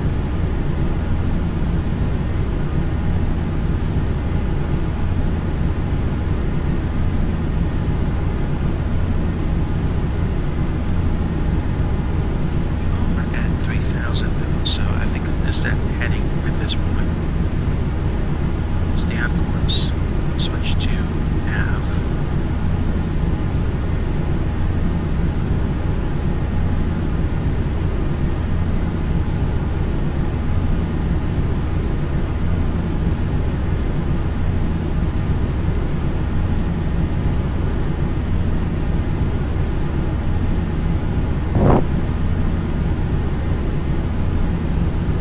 Alright, so we're almost there, guys. We're at 3,000 feet.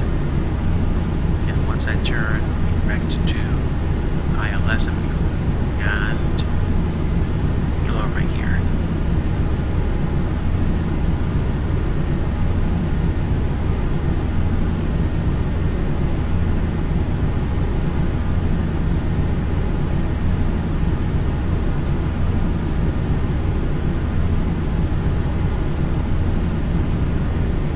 And that's pretty good. Let's turn heading 295.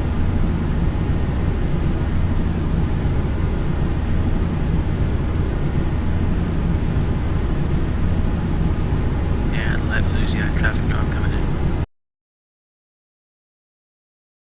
Armstrong traffic, 1014 on final, 2-9er.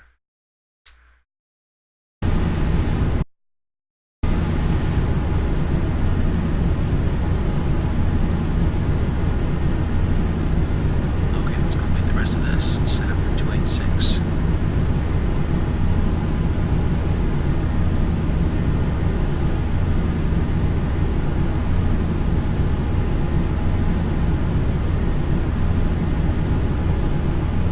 Okay, there we go.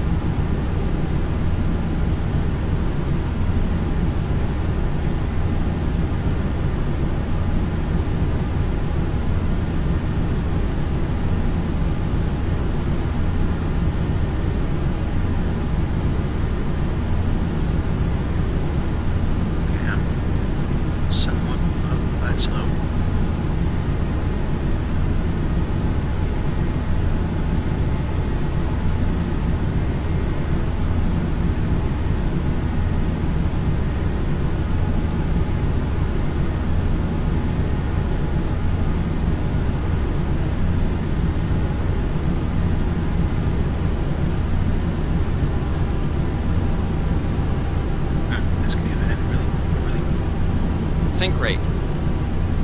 Don't sink. Don't sink. Don't sink. Don't sink. Don't sink. Don't sink. Don't sink. Don't sink. Don't sink. Oh, I Don't can't sink. see anything right now. Don't sink. I may have to go around. Don't sink. Don't sink. Don't sink. Don't sink. Don't sink. Don't sink. Don't sink. There we go. Wow.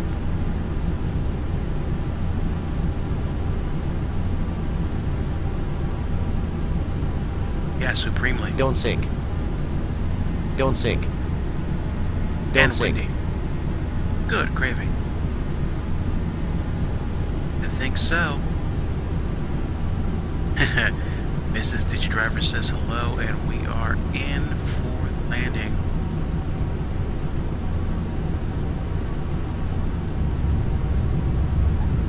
Okay. Idle. Press reversers armed. And out. And spoilers.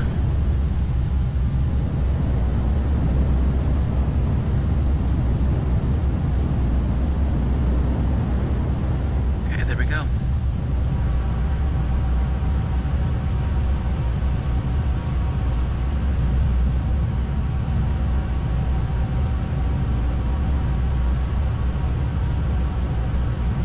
That was utterly crazy.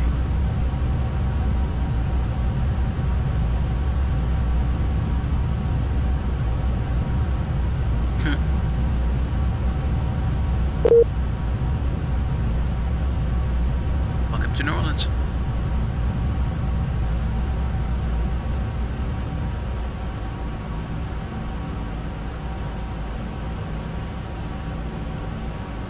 Okay, looks like Vatsim wants to contact me, so let me pull off and get cleaned up.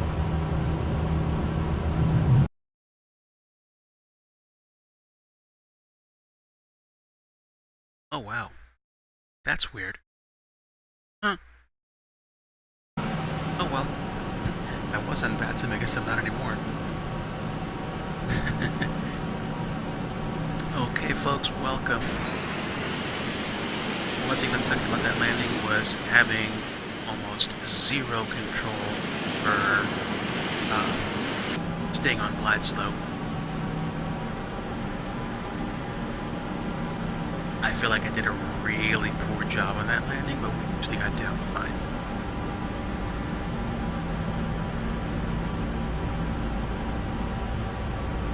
It looks like a cold, rainy day in Louisiana. Hopefully, we'll be able to head down to maybe the French Quarter for some beignets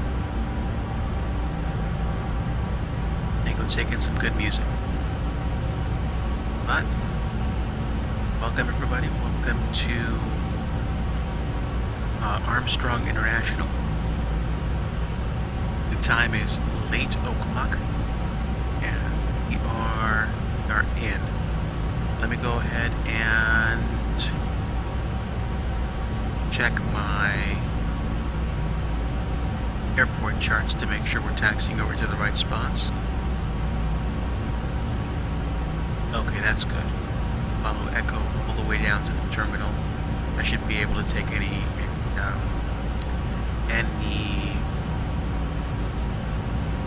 gate to be able to disembark.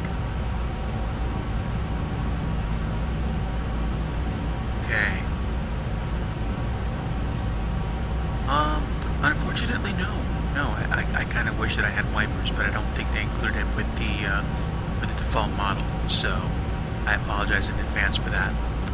And I appreciate your compliment about me flying well.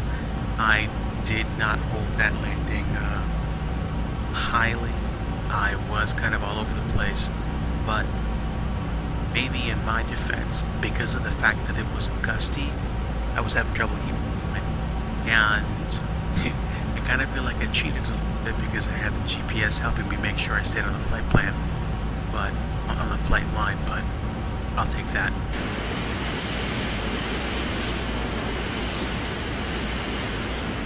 Honestly, this has been one of the better short flights that I've had, and it's one of the better landings that I've had, especially in inclement weather.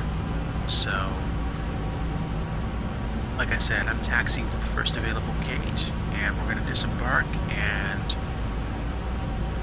make sure we're all shut down properly.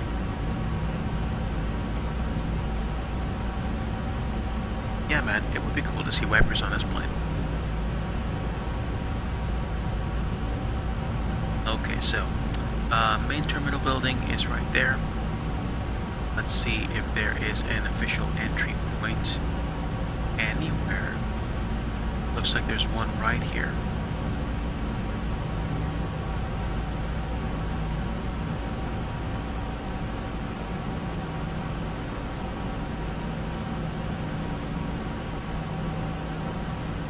Right, the ground looks suitably wet from the rain.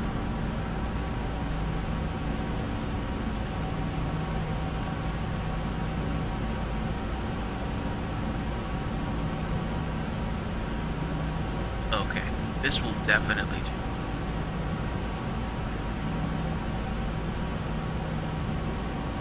I should probably start researching the gates again like I did before, just to be able to get GSX to help guide me into the parking ramp. But in the meantime, just use a little bit of visual aid.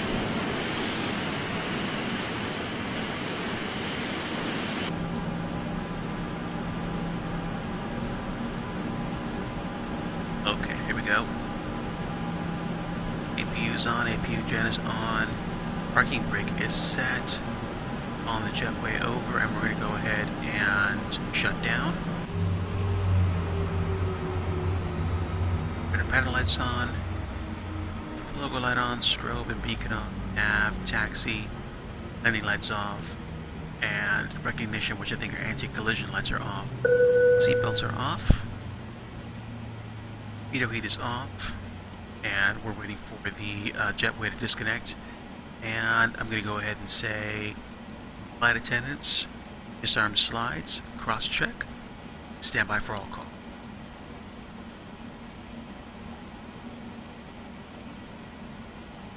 Okay, so we are parked.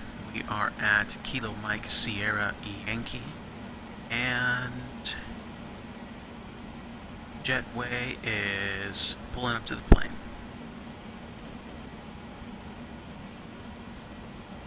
There we go.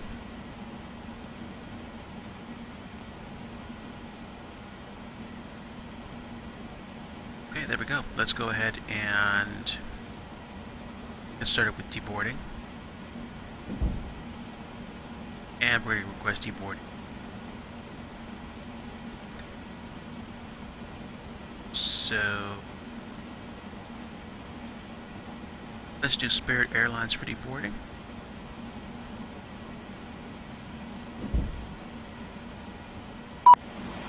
Luggage doors are open.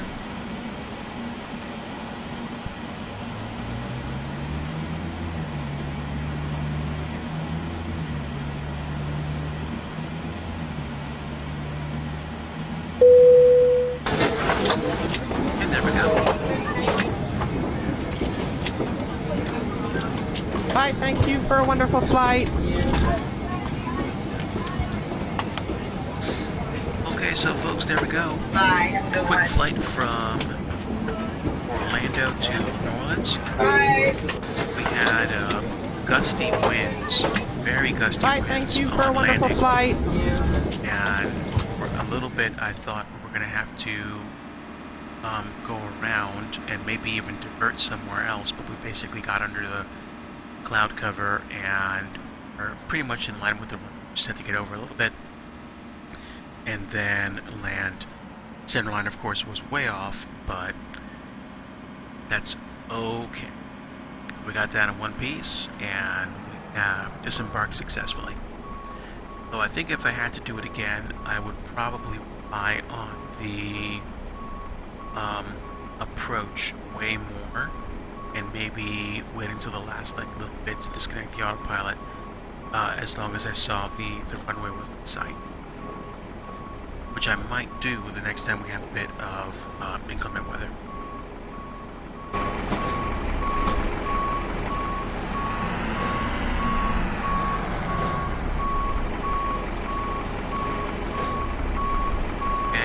Meantime, it looks like we are unloading the last of the luggage.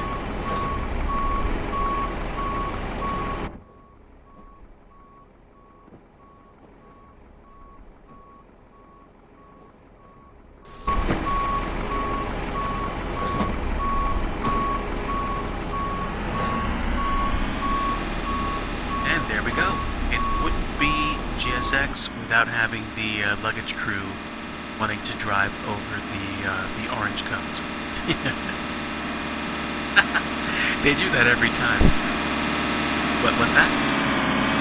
I hope they're not drinking on the job, because that would not be a good thing. Meantime, it looks like the luggage folks are going back in, and the luggage is going away. So, got a pretty wet day out there for anybody else who's actually, going away or going into town for anything. In the meantime, guys, we're all parked here. We are unloaded, so let's make sure we have the cockpit set for shutdown. APU is off, pitot heat's already off, ignition is off. Panel lighting or cabin lighting is off, logo's off, no smoking signs off. Flaps are up, the speed brake is retracted, and what else? Bike director's off. Everything's pretty much ready to go, and here we are. Okay, everything is shut down. Ladies and gentlemen, from the flight deck, thank you very much for coming along. Appreciate having you guys on board. This was my first test of the DirectX 10 fixes and shaders and shadows. I think there's a bit of overkill here because of things like weather, the excess shadowing. I'm going to try to disable the shadows now and see what the frame rate's like. And if the frame rate's anything like I think it could be, then I might just stick to flying without shadows. Because we did an okay job, but the frame rate was definitely, and the X10, I was hoping for better frame rates with graphics, but I also did prove theory. The biggest place that I lose texture memory is when I'm working with virtual cockpits, because I think there's a much bigger draw of texture memory when I have VCs enabled. If I fly with 2D cockpits, I basically get 2/3 of the experience anyway. Plus everything's accessible on one screen, which is kind of the way I think pilots would want it to be. So, let me see. Is this better frame rate? Comparatively speaking, yes.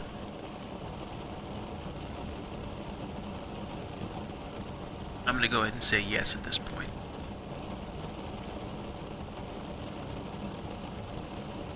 Okay, so, folks, we're parked, done for the night, and I really hope you enjoyed this flight. Feel free to catch it on the replay, and again, if you are watching on the replay and you want to leave a comment, just use the hashtag second time and let me know what you think. Guys, thanks so much for your time. Have a great night. Doing really well. Take care. God bless you. Bye-bye.